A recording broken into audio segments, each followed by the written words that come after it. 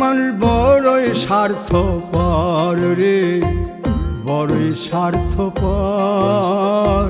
বুকের মাঝে জায়গা দিলে যতন কইরা ভাঙ্গে রে অন্তর।